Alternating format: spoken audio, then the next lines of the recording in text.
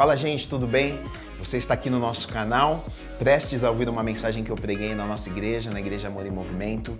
E essa mensagem faz parte de uma série que eu estou pregando. E se você perdeu alguma das mensagens da série, eu vou deixar aqui o link.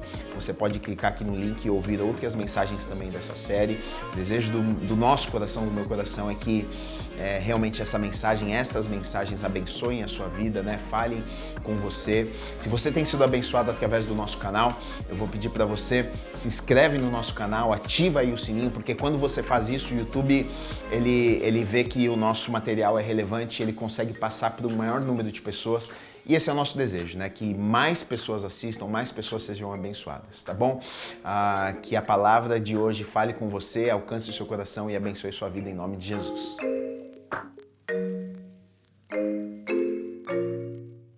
Bom, se você está com a sua Bíblia, abra lá em 1 Pedro, no capítulo 2, versículos 21 até o 25. Vou ler com vocês. Este mês de dezembro nós temos falado a respeito de Jesus.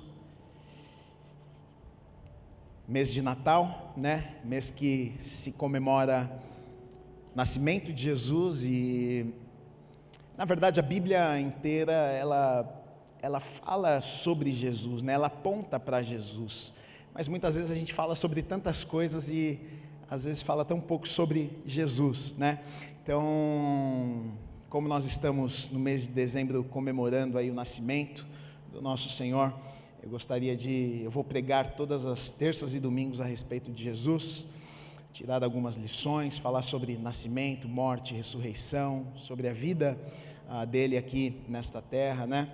Então hoje eu quero ler com vocês 1 Pedro, capítulo 2, versículos 21 a 25, diz assim: Porquanto para isto mesmo fostes chamados, pois que também Cristo sofreu em vosso lugar, deixando-vos exemplo para seguirdes os seus passos, o qual não cometeu pecado, nem dolo algum se achou em sua boca, pois ele, quando ultrajado, não revidava com ultraje, quando maltratado, não fazia ameaças, mas entregava-se àquele que julga retamente, carregando ele mesmo em seu corpo sobre o madeiro os nossos pecados, para que nós, mortos para os pecados, vivamos para a justiça.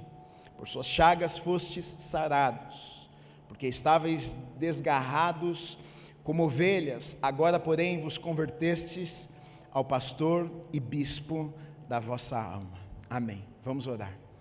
Deus, obrigado, Pai, pela Tua palavra, obrigado pela oportunidade que o Senhor nos dá de estarmos neste lugar, aqui nesta manhã, reunidos na Tua presença.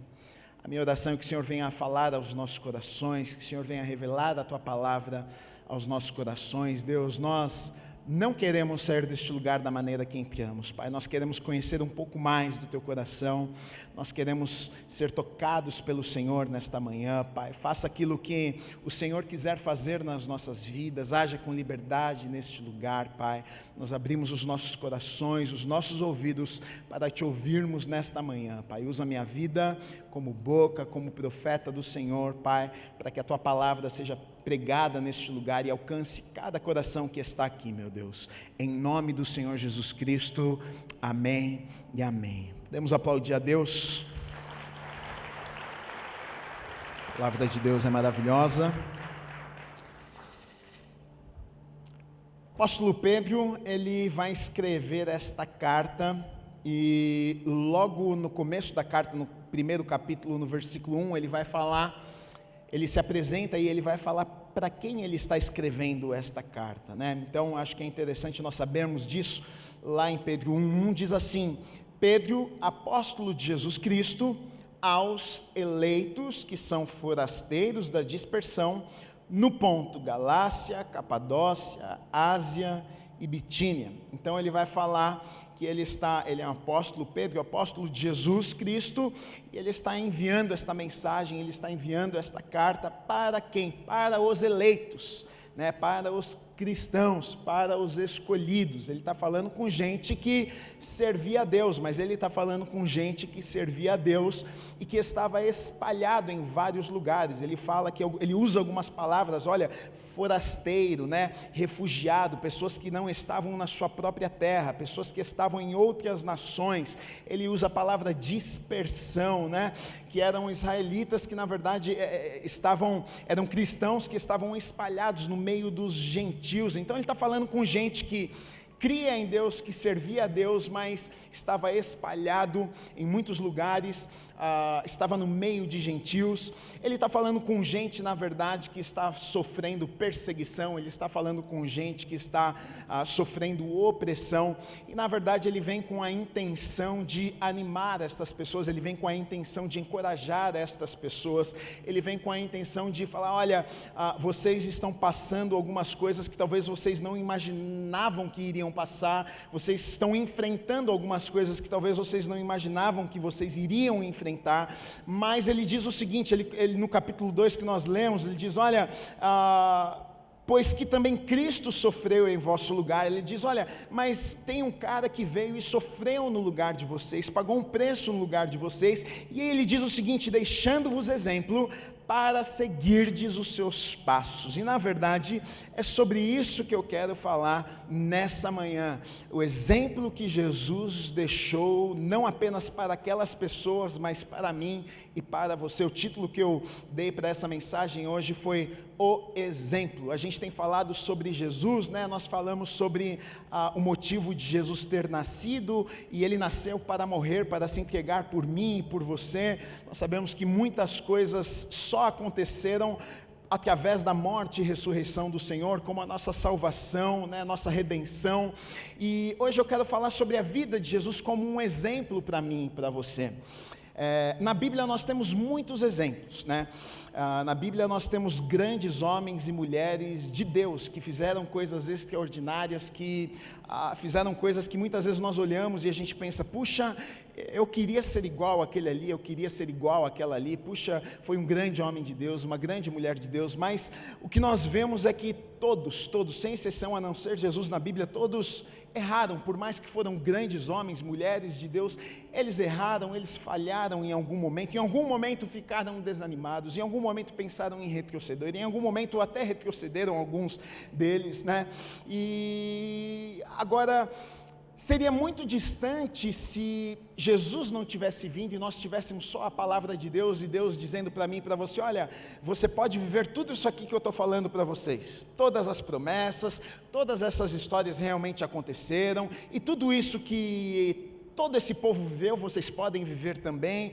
Mas eu acho que seria tão mais difícil de acreditarmos se Jesus não tivesse vindo, porque eu poderia dizer para Deus, Deus, mas sabe o que é? Você não sabe o que eu estou passando. Se o Senhor estivesse no meu lugar, o Senhor não estaria dizendo que essa promessa era para mim. Se o Senhor sentisse a minha dor, o Senhor não falaria que é possível passar por essa dor aqui e sobreviver ainda. Se o Senhor tivesse sido traído como eu fui traído, o Senhor falaria talvez diferente do que o Senhor falou em tua palavra. E na verdade o que nós vamos ver é o seguinte, tudo que nós passamos, todas as coisas ruins que eu e você, todas as aflições, todas as dificuldades que eu e você podemos passar nessa vida, Jesus enfrentou, Jesus passou, Jesus foi tentado, Jesus ele foi abandonado, Jesus foi traído, Jesus sentiu dor, Jesus ficou triste, Jesus chorou, e é muito bom, sabe por quê? Porque na verdade, através de Jesus, Deus ele conhece os meus sentimentos e ele conhece os teus sentimentos. Jesus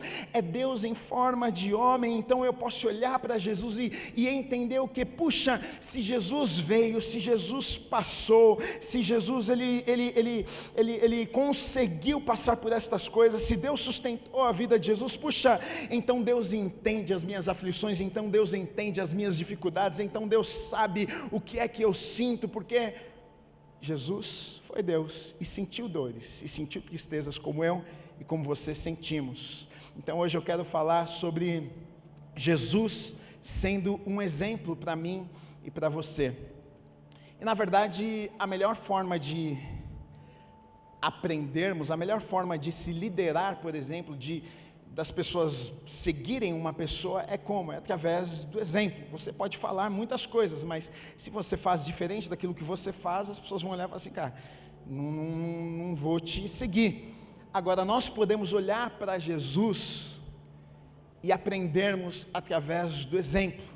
Não apenas através da palavra, mas através da vida de Jesus, cada detalhe da vida de Jesus, cada atitude, a gente vai olhar algumas coisas aqui, mas a vida inteira de Jesus, na verdade, deve ser como uma lição para mim e para você, que nós podemos olhar e falar, puxa, como é que eu devo me comportar numa situação assim? Como é que eu devo agir com uma pessoa quando ela fala assim comigo? Olhe para Jesus e você vai ver como você deve se comportar. Na verdade, eu coloquei aqui, olha, a primeira coisa, Jesus, ele me ensina, Deus nos ensina através da vida de Jesus, desde o princípio, desde quando Jesus nasceu, né?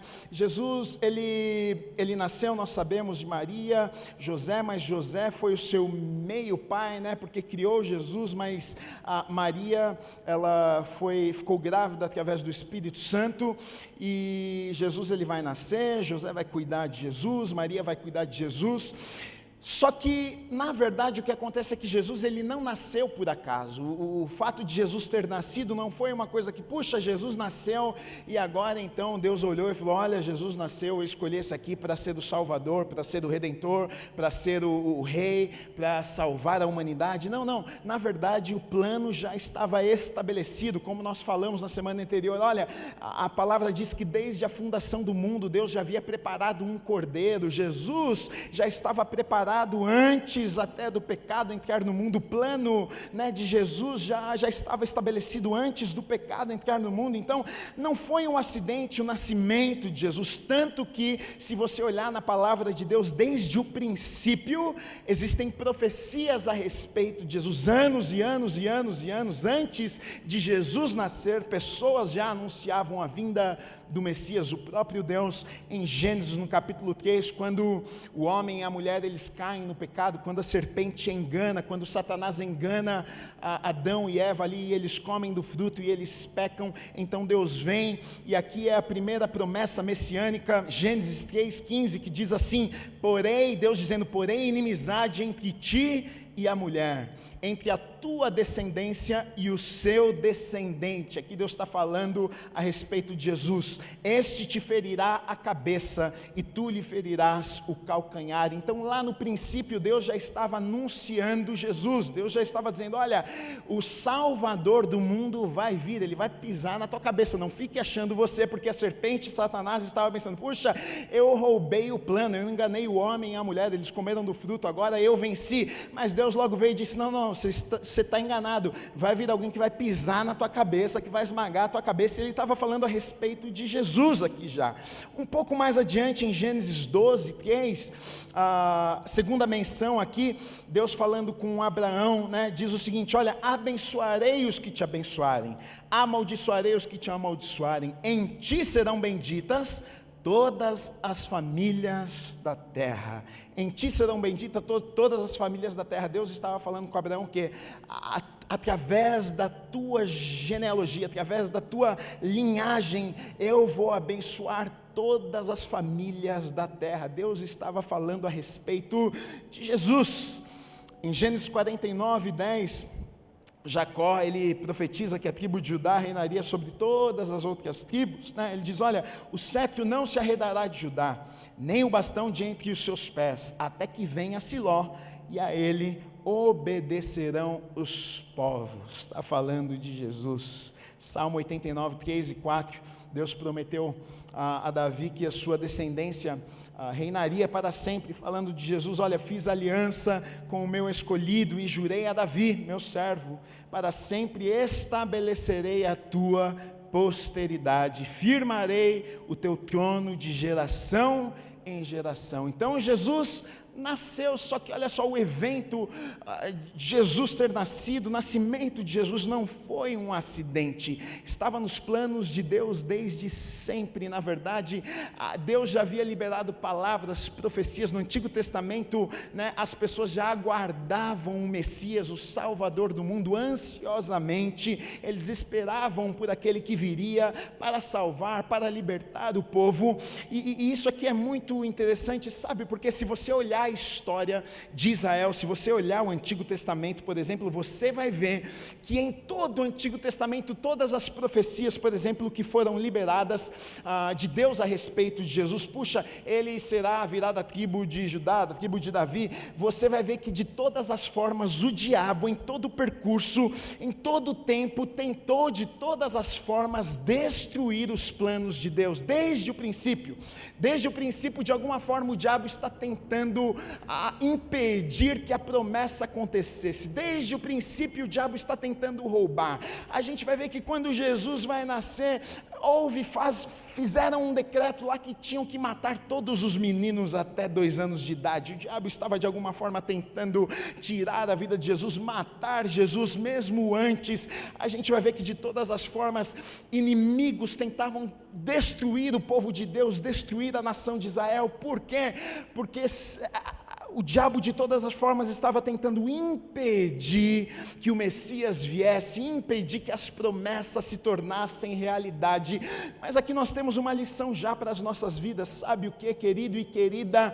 Deus havia já liberado uma palavra lá no começo, lá no início, quando o diabo falou: olha, eu destruí os planos de Deus, o homem, a mulher caiu no pecado, destruí agora os planos de Deus. Deus já falou para ele: não, vai vir alguém que vai pisar na tua cabeça. E Deus liberou uma palavra lá no princípio, e Deus sustentou sua palavra por muitos e muitos e muitos anos, porque é exatamente isso que Deus faz. O que é que Deus faz? Aquilo que Deus fala, Ele cumpre. A promessa que Deus promete, Ele cumpre. Se Deus falou alguma coisa, Ele é fiel para cumprir. O diabo, de todas as maneiras, de todas as formas, vai tentar impedir, vai tentar destruir, vai tentar levantar pessoas para impedir que eu e você, que a gente viva aquilo que Deus tem preparado para as nossas vidas. Mas nós servimos a um Deus que, se Ele liberou uma palavra, se Ele falou algo comigo e com você, o diabo pode se levantar, o inferno inteiro pode se levantar, o inimigo pode se levantar, mas Deus vai nos sustentar, Deus vai guardar as nossas vidas, e a promessa vai se tornar realidade. O fato de Jesus ter nascido foi o cumprimento de promessas. Deus havia falado, vai acontecer. E quando Deus fala, tem que acontecer.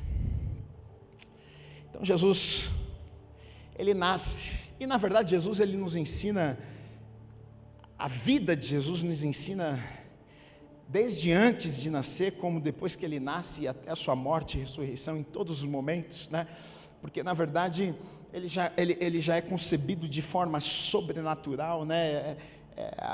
Maria está noiva de José, e o Espírito Santo coloca ali uma semente no ventre dela, e ela chega para o José e fala: estou grávida. Aí ele fala: é de quem? Do Espírito Santo. Ah, tá. Imagina, tua noiva fala isso para você: estou grávida. Quem é o pai? O Espírito Santo. Corta a cabeça, né? Mas Deus cuidou de tudo, e o menino Jesus agora vai nascer, tudo vai acontecer. Mas olha só, o Salvador do mundo, nós estamos falando do Salvador do mundo, nós estamos falando daquele que viria para dividir a história do mundo, da humanidade. Nós estamos falando do Rei dos Reis, do Senhor dos Senhores, o Filho de Deus, Deus em forma humana. E Jesus, ele vem e ele nasce de forma tão inesperada, de forma que eu e você não imaginamos e não imaginaríamos. E na verdade foi exatamente isso que aconteceu. As pessoas até duvidavam, porque olhavam e diziam assim: não, como é que pode? Não é possível, o Salvador do mundo veio dessa família? Simples, Maria, José, nasceu nessa cidade pequenininha? Não é possível. Mas o Salvador do mundo, quando nasceu, não tinha hotel, não tinha lugar para colocar ele. Colocaram ele numa manjedoura. Não tinha uma cama com lençóis finos de linho, de seda para acolher o Salvador do mundo. Não, foi colocado numa manjedoura. Não é possível, não. Então não é o Salvador do mundo, não é o Messias, não é o Filho de Deus, porque se Deus controla todas as coisas, se Deus é Deus mesmo e Ele tem o controle de tudo, Deus não permitiria que o seu único Filho, o Salvador do mundo, o Messias, viesse e já nascesse dessa forma, dessa maneira. Não, Ele faria de forma diferente. O Messias nasceria dentro de um palácio, o Messias seria colocado, seria cuidado talvez por reis, o Messias seria tratado de forma diferente, mas Deus não, Deus faz as coisas na verdade para confundir a cabeça das pessoas.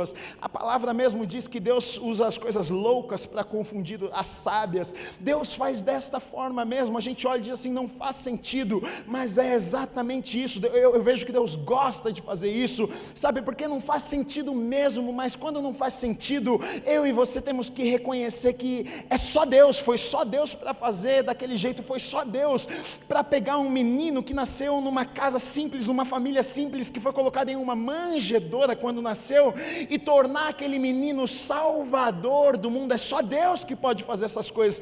Agora isso me ensina muitas coisas, sabe por quê? Porque muitas vezes, queridos, pessoas se sentem assim, as pessoas olham e pensam, puxa, mas eu sou apenas fulano de tal. Eu sou apenas aquele que vim daquela cidade pequena, eu sou aquele que me colocaram na manjedoura, eu sou uma pessoa simples, eu não sou uma pessoa capacitada, eu sou isso, eu sou aquilo, e nós olhamos de onde nós viemos, a gente olha para o nosso passado, a gente olha para a nossa capacidade humana, a gente pensa, puxa, Deus não pode fazer grandes coisas através da minha vida, porque olha a minha história, olha o meu passado, olha de onde eu vim. Jesus é a prova de que Deus usa as coisas loucas deste mundo para confundir as sábias. Quem sabe Deus não pega a tua história e usa a tua história que foi quebrada, e usa a tua vida que as pessoas talvez olhavam para você e diziam, puxa, daquele lugar não pode sair nada, dessa família não pode sair nada. Quem sabe Deus não pode pegar da tua vida e usar de forma sobrenatural, de tal maneira que as pessoas vão olhar e reconhecer, foi Deus que fez isso na vida dele, foi Deus que fez isso na vida dela. Jesus foi isso. O menino nasceu de forma que as pessoas, não é possível, não deve ser o Messias não. Nada é por acaso. Na palavra de Deus não tem, foi sem querer, não. Tudo que acontece, tudo que estava acontecendo estava dentro dos planos de Deus. Não pense você que na tua vida também, eu sou um acidente. Não, você não é um acidente. É que fizeram isso para mim. Tudo bem, talvez fizeram coisas terríveis para você, mas na palavra de Deus nós vemos, a gente tem promessas de um Deus que pega aquilo que fizeram para nós de ruim, e Ele usa aquilo de ruim que fizeram para nós, para tornarem bênção nas nossas vidas e nos levar para o lugar que Ele tem preparado para nós. Esse é o Deus que nós servimos. Pode fazer coisa ruim, mas me maltrataram, fizeram, não tem problema, querido, saiba de uma coisa, a palavra de Deus, Romanos 8:28 diz isso. Todas as coisas cooperam para o bem daqueles que amam a Deus, todas, mas me maltrataram, todas as coisas, mas fizeram mal para mim, todas as coisas, aquilo de mal que te aconteceu, pode ter certeza, Deus estava usando para te forjar, Deus estava usando para te preparar, Deus estava usando para preparar o teu coração, para te treinar, para você viver tudo aquilo que Ele tem preparado para a sua vida. Jesus, o menino, ele era como eu e você. Começou a crescer, eu imagino que ele brincava com os irmãos, com os primos, família, batia bola, não sei se batia bola ou se tinha algum outro tipo de brincadeira. Ele começa a crescer e quando ele tem 12 anos de idade, a Bíblia nos conta um episódio interessante, porque todos os anos, as pessoas que não moravam ali em Jerusalém, mas eram os judeus, eles voltavam ali para Jerusalém, saíam cada um da sua cidade onde estava morando, e iam até Jerusalém para comemorar a Páscoa. Eles comemoravam todos os anos ali, a semana da Páscoa era uma festa, e comemoravam ali a libertação do povo de Israel. Deus havia tirado o povo do Egito, e a família de Jesus pega as coisas e vai lá para Jerusalém para comemorar a Páscoa, para fazer parte dessa festa. E Jesus vai com seus pais. Jesus é apenas um garoto de 12 anos. E a gente sabe o que acontece, essa história é conhecida.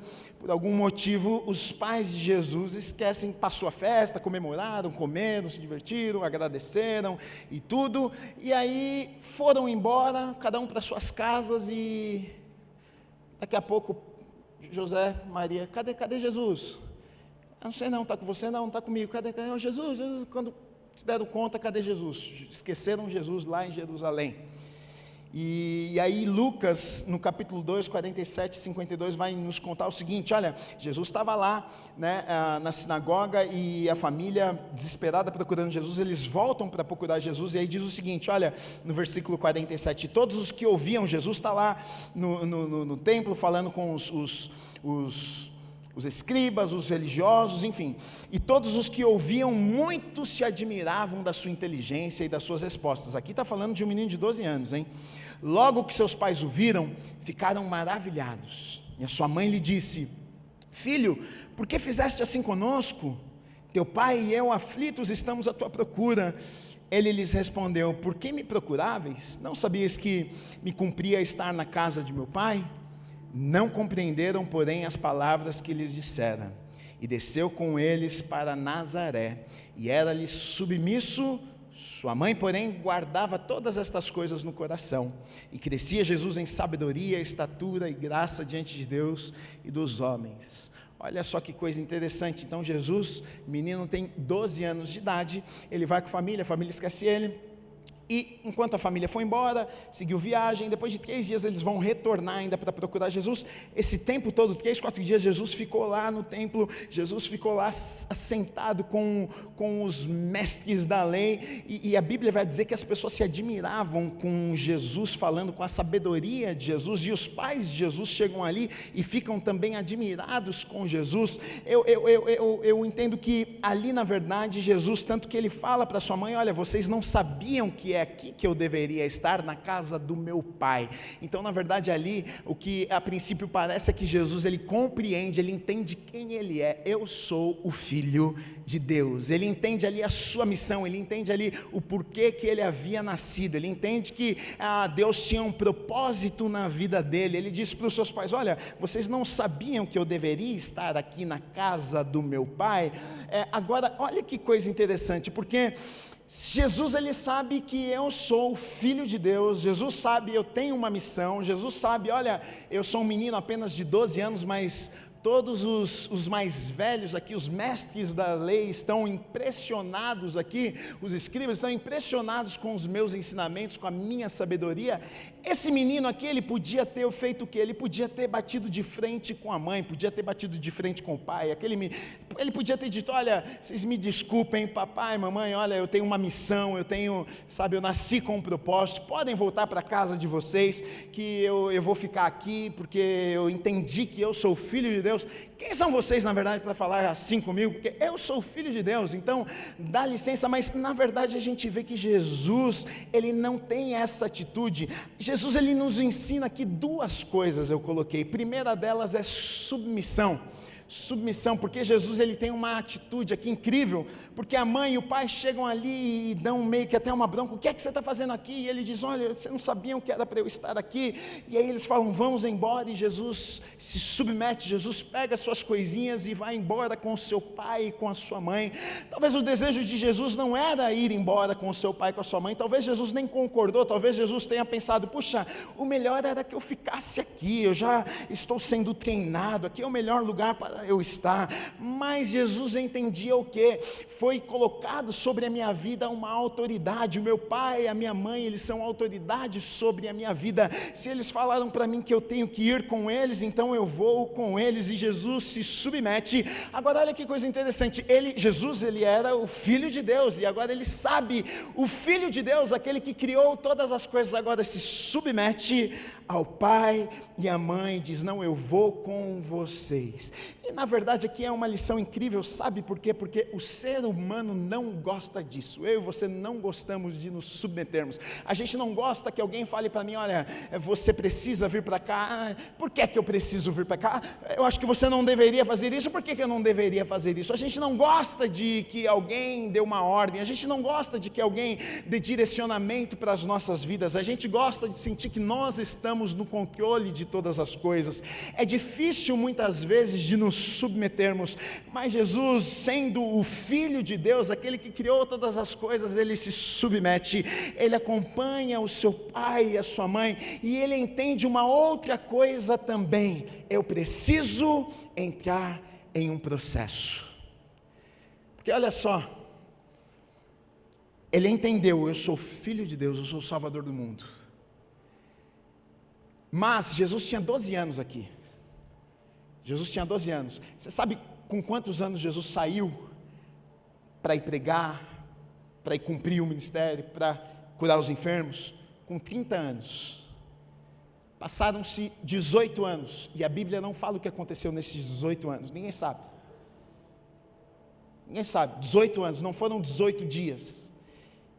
E aqui é um sério problema para nós seres humanos, porque nós não gostamos nem de submissão e nem de processo.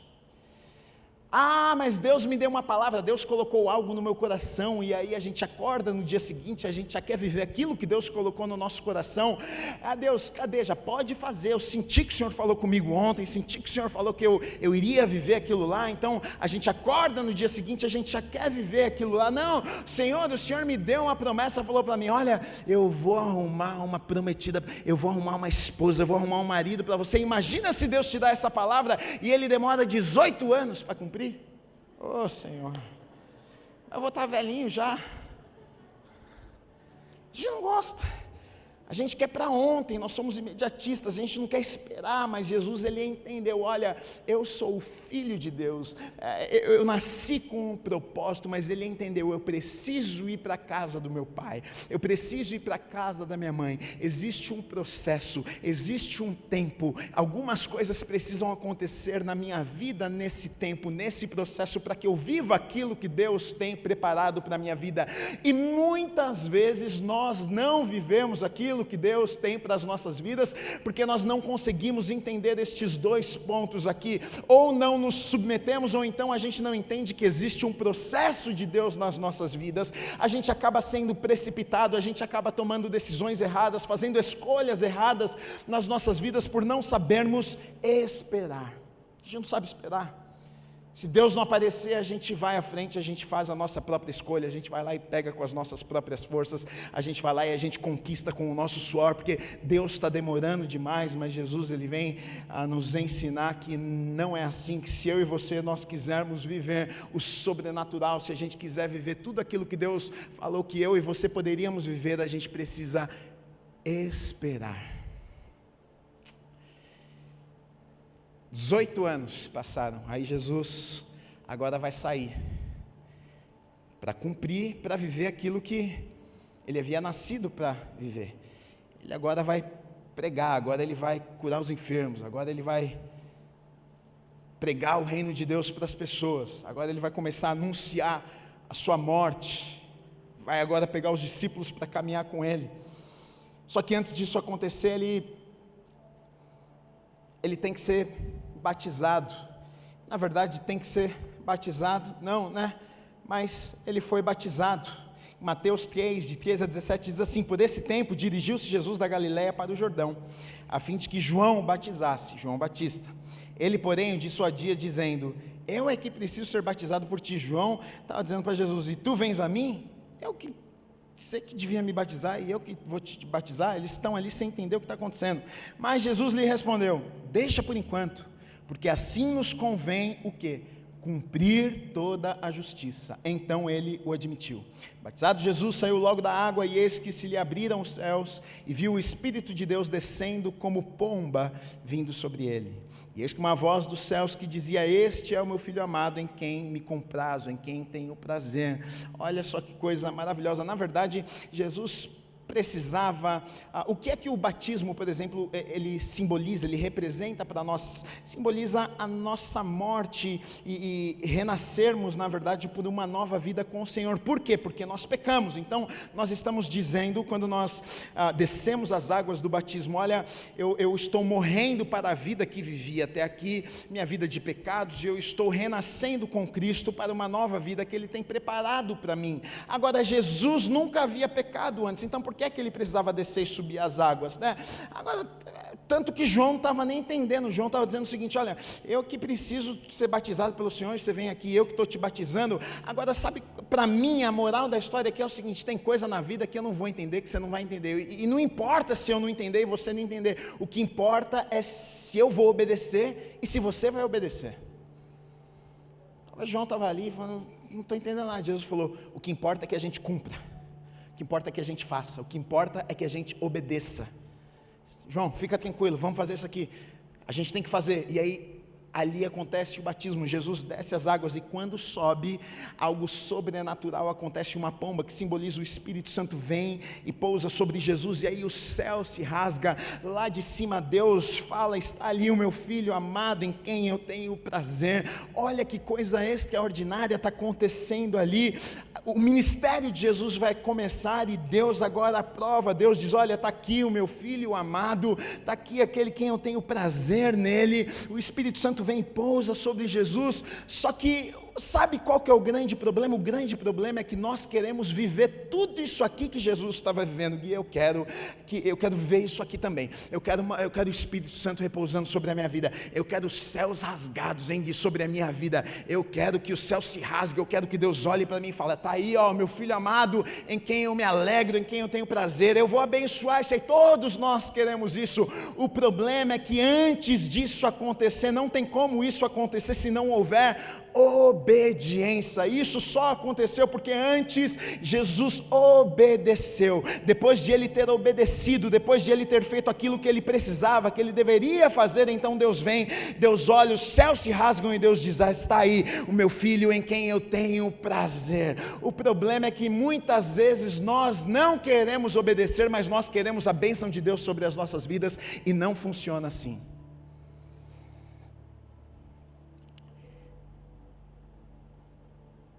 Deus diz o seguinte: eis que uma voz dos céus que dizia: este é o meu filho amado em quem me comprazo, em quem eu tenho prazer.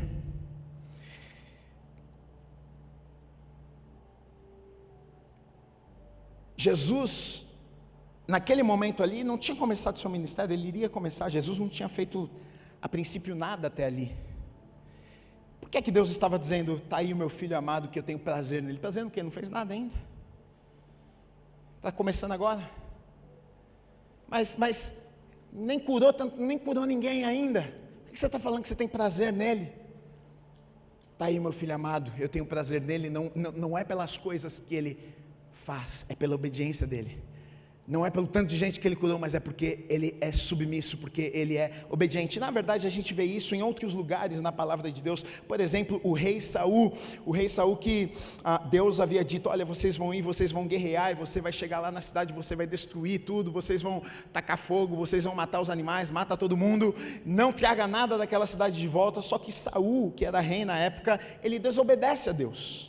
Eles decidem trazer algumas coisas do território inimigo, traz os animais, traz algumas coisinhas, e aí Deus pega e confronta o rei através da vida do profeta Samuel e diz: olha, por que é que vocês fizeram isso? Vocês pecaram, vocês desobedeceram a Deus. E Saul usa uma desculpa espiritual, ele diz: não é isso, não. Sabe o que é?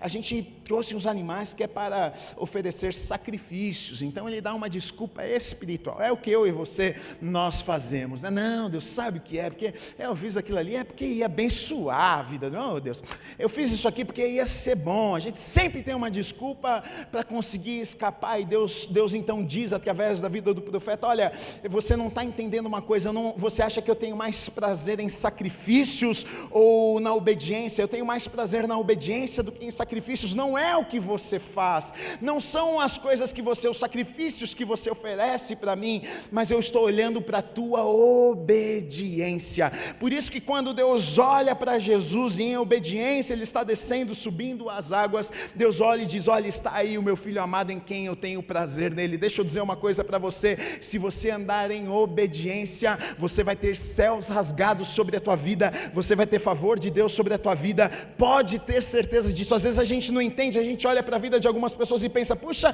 como que a pessoa está vivendo isso? Pode ter certeza que é o tipo de gente que obedece, é o tipo de gente que Deus fala, faz, ele faz, é o tipo de gente que Deus fala, não faz, ele não faz. Agora a gente quer viver as mesmas coisas, mas muitas vezes não queremos obedecer. Jesus nos mostra o exemplo de obediência. Aí depois disso, Jesus é conduzido pelo Espírito para o deserto para ser tentado. Mateus 4, 1 e 2 diz assim: a seguir Jesus foi levado pelo Espírito ao deserto para ser tentado pelo diabo, e depois de jejuar 40 dias e 40 noites teve fome. Jesus foi levado pelo Espírito ao deserto, ficou 40 dias, 40 noites para ser tentado, teve fome. Teve deserto na vida de Jesus. Se teve deserto na vida de Jesus, você acha que não vai ter deserto na minha e na sua vida? Às vezes a gente pensa que, não, eu não vou viver nenhuma dificuldade, eu não vou viver nenhuma circunstância difícil, eu sirvo a Deus, eu não posso sofrer na minha vida, eu não posso chorar, não posso viver nenhum momento difícil. Jesus foi para o deserto, Jesus sentiu fome, Jesus foi tentado. Na verdade, queridos, o Evangelho não é sobre Deus me pegar e te colocar dentro de uma bolha e dizer: olha, você não vai passar por nada nessa terra aqui, enquanto você estiver aqui, depois eu vou te levar para a eternidade. Não. Na verdade é sobre um Deus que está comigo e com você mesmo no meio do deserto. É um Deus que está comigo e com você, que tem promessas, que vai guardar a minha vida e a sua vida, mesmo quando tudo está de ponta cabeça, mesmo quando as coisas não estão bem. Jesus estava lá no deserto, mas ele não morreu no deserto. O povo de Israel passou pelo deserto, mas não morreu. Muitos morreram no deserto por causa da desobediência, mas Deus estava lá no meio do deserto sustentando a vida deles. Eles não tinham o que comer, Deus derramava maná do céu. Eles não tinham o que beber, Deus abria fontes no meio do deserto. Deus fazia, Deus sustentava. Por quê? Porque Deus é um Deus que me guarda, me livra, te livra no meio do deserto. Não é que nós não vamos enfrentar desertos nas nossas vidas, mas nós servimos a um Deus que mesmo no meio dos desertos, Ele vai estar conosco. Jesus passou pelo deserto, Ele venceu as tentações, estava com fome. O diabo chega para ele e fala: você é o filho de Deus? Tem essa pedra aqui, então faz dessa pedra aqui um pãozinho gostoso. O diabo está tentando pegar ele. E Jesus, ele vai vencer Satanás ali. Como é que ele vence o diabo? Ele vence através da palavra. Ele diz: olha, está escrito, está escrito, está escrito, está escrito.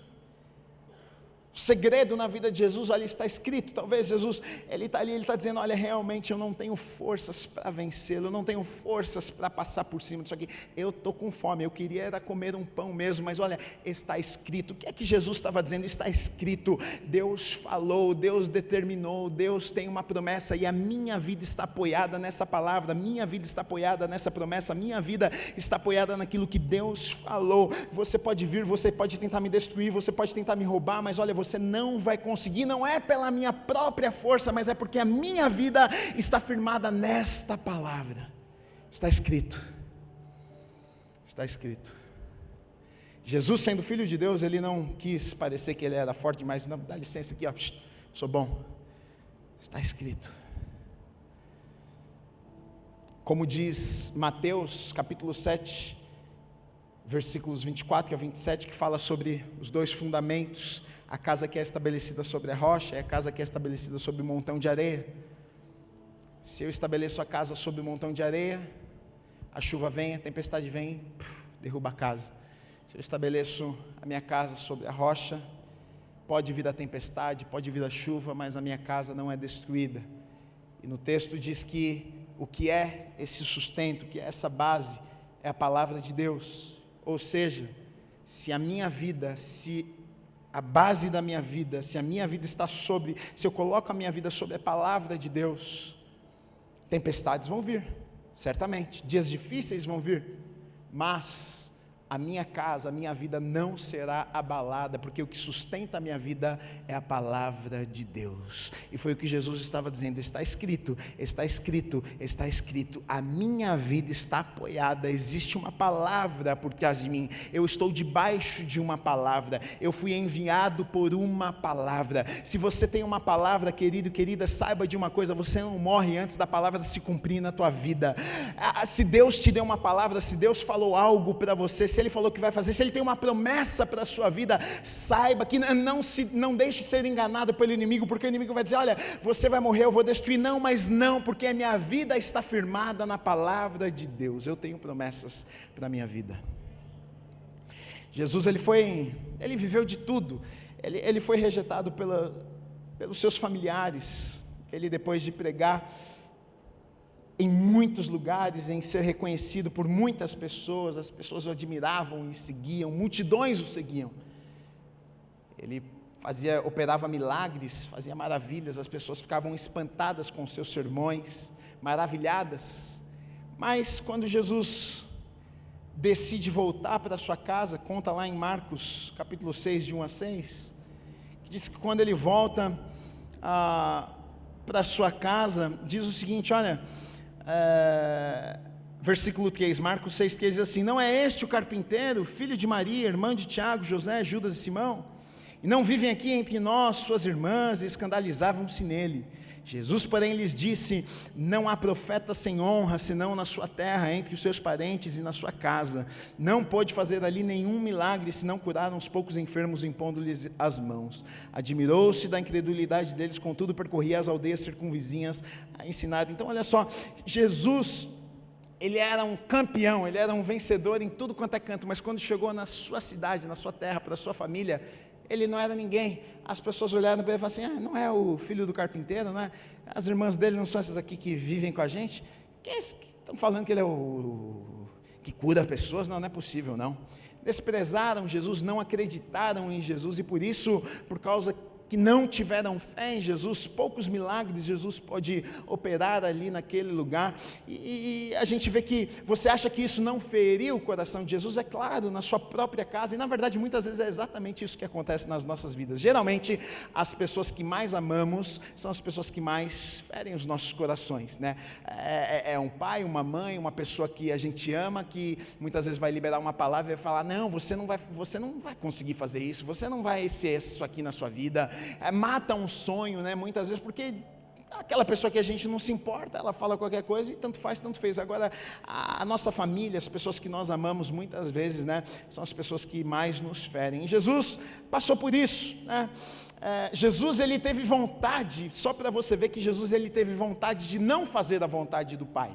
Ele teve sentimentos, porque até quando Jesus está lá no jardim, no Getsemane, Jesus está lá prestes a ser preso, levado para ser crucificado, ele ora e ele fala para Deus: olha, se possível, se for possível, afasta de mim esse cálice. O que é que Jesus estava dizendo? Olha, eu não estou com vontade de passar isso aqui, eu não quero, eu sei que é sofrimento, eu sei que é dor, eu não quero fazer isso aqui, mas ele diz: olha, mas que não seja feita a minha vontade, mas que seja feita a tua vontade. Que lição que Jesus está me ensinando e te ensinando, maravilhosa, porque na verdade é tão difícil isso para nós queremos fazer a nossa vontade sempre, sempre o melhor para nós é a nossa vontade, o nosso desejo, aquilo que nós queremos fazer na hora que a gente quer fazer, mas não é sobre os nossos planos, não é sobre os nossos sonhos, é sobre aquilo que Deus tem preparado para as nossas vidas. Jesus não estava com vontade, mas ele olha para o Pai e ele diz: Deus, que não seja feita a minha, mas que seja feita a tua vontade.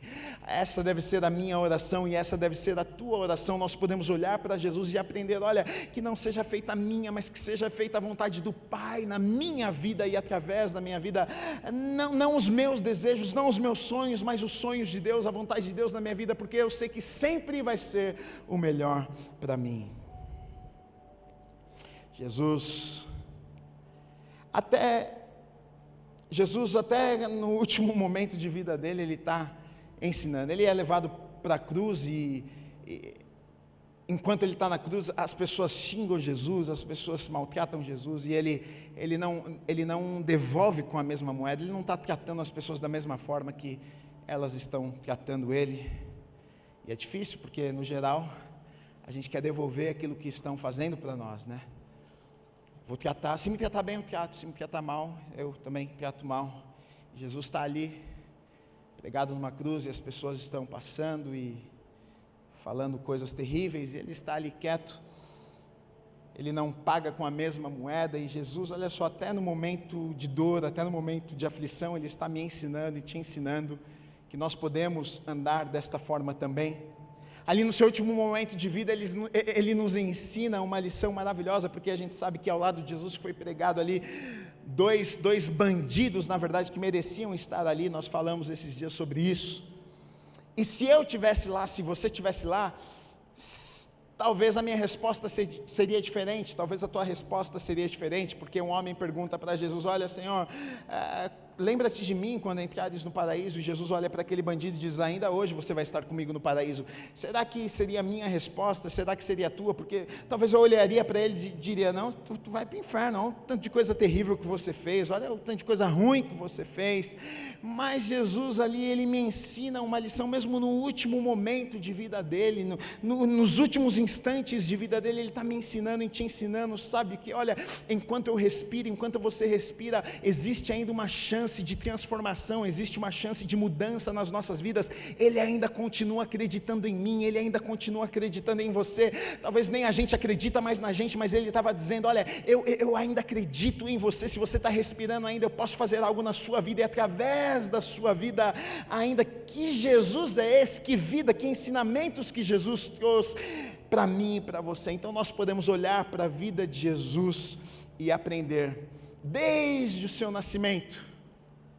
Tem muitos momentos das nossas vidas que a gente não sabe, não sei se eu deveria agir assim. Olhe para a vida de Jesus, olhe para Jesus. Como é que Jesus faria? Como é que Jesus falaria? Qual seria o comportamento de Jesus? Como é que Jesus tratava as pessoas? Como é que Jesus lidava com as coisas? Como é que Jesus falava? Como é que Jesus lidava com pecadores? Como é que ele falava com as pessoas? Qual seria a atitude de Jesus? Olhe para Jesus, você vai ver que talvez o seu comportamento, as suas atitudes vão mudar na sua vida. Então, só para fecharmos, Jesus foi obediente, submisso, de oração, ele jejuava, enfrentava o mal com a palavra, não cedeu às tentações, enfrentou as decepções e abandonos da vida, não estava focado em si, mas em fazer a vontade do Pai. Foi um exemplo e canal de transformação na vida de outros. Ele foi fiel até o fim. Filipenses 3, 13 e 14, o apóstolo Paulo vai dizer o seguinte: olha, irmãos, quanto a mim, não julgo havê-lo alcançado. É claro, a gente sabe, a gente olha para Jesus e diz: puxa, não, a gente falha, a gente erra, mas ele vai dizer o seguinte: olha, mas uma coisa eu faço, esquecendo-me das coisas que para trás ficam e avançando para as que diante de mim estão, prossigo para o alvo, para o prêmio da soberana vocação de Deus em Cristo Jesus. Então ele está dizendo para mim o seguinte: olha, eu sei, a gente olha para Jesus e a gente diz: nossa, mas eu estou distante. Sim, a gente erra, a gente falha, mas olha só, ele me encoraja, te encoraja a fazer o seguinte: olha, se esqueça, põe um ponto final, deixa para trás aquilo que eu e você nós fizemos, os nossos erros, as nossas falhas, deixa de lado, coloca os teus olhos em Jesus e prossiga, continue caminhando, porque você vai viver sim ainda aquilo que Deus tem preparado para a sua e para a minha vida, em nome de Jesus. O maior exemplo para mim, o maior exemplo para você deve ser o nosso Senhor Jesus, que os nossos olhos sempre estejam fixos nele, no autor e consumador da nossa fé, o nosso Senhor Jesus, que veio, que nasceu, que viveu, que não teve pecado, que se entregou numa cruz por mim e por você, que foi como um cordeiro para aquela cruz, sem pecado nenhum, ele se entregou, ele morreu, ele ressuscitou ao terceiro dia, e através da sua morte ele nos dá vida, e não vida apenas, mas a possibilidade de vivermos o sobrenatural aqui nessa terra, a possibilidade de vivermos vivermos o melhor e os planos de Deus enquanto não partirmos para estarmos com Ele por toda a eternidade. Quantos são gratos pela vida de Jesus aí? Se você puder, aplauda Ele, agradeça nessa manhã. Pode ficar de pé no seu lugar.